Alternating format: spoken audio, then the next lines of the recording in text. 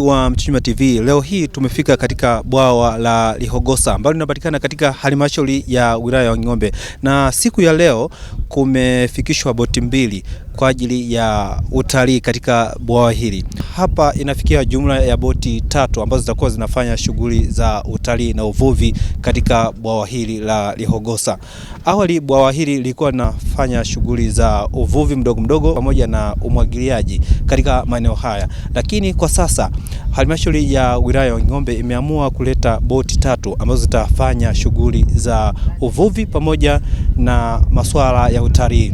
Kumekuwa na awamu ya kwanza ya ununuzi wa boti, awamu ya pili ambayo ndio hii leo tunashuhudia.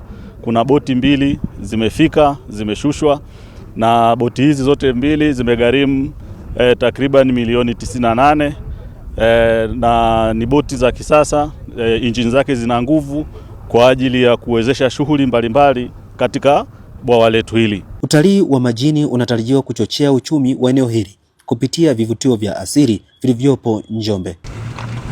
Bwawa la Lihogosa lililopo karibu na makao makuu ya mkoa wa Njombe linatajwa kuwa kivutio kipya cha watalii kupitia maboti haya. Akifika hapa anaweza akaja kufurahia utalii wa boti hizi ambao tumezileta, akajifunza uvuvi wa kitalii ambao tunaita sport fishing, lakini anaweza akapiga picha, anaweza akazunguka bwawa kwa kutumia boti ambazo tumezileta za kisasa kabisa. Lakini ukiwa una matukio ya pamoja ya familia, watoto wanapenda kutembea, waje wajifunze. Swala la kiusalama katika masuala ya usafirishaji yako salama, kwa hiyo nawaomba mutunge mkono wadau kuwekeza. Njombe ni furaha, karibuni sana.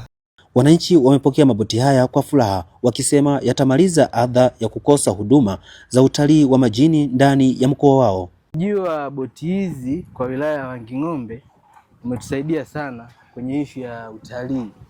Mfano, kipindi cha mwanzo tunafika huku tulikuwa hatuwezi kusogea katikati kwenye maji huku kuangalia ili bwawa vizuri, maana na sisi ni watu tunahitaji utalii wa kuingia kwenye maji kama wenzetu kwa maeneo ya Zanzibar ufukweni huko.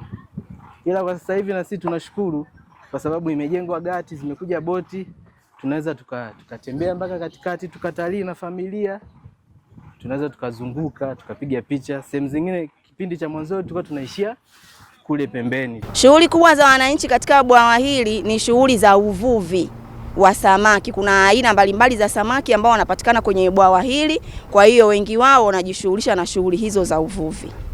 Tumefurahi kupokea mradi huu na tuko tayari kutoa ushirikiano kwa namna yoyote ile ambayo ushirikiano utahitajika. Hivyo basi, Tanzania na Mwananjombe kwa ujumla unaweza kufika katika eneo hili kuhakikisha kwamba unafanya shughuli za utalii uweze kuenjoy mambo mbalimbali ambayo yanapatikana katika eneo hili. Jina langu ni Michael Mwamlima, endelea kufuatia Mchuchuma TV.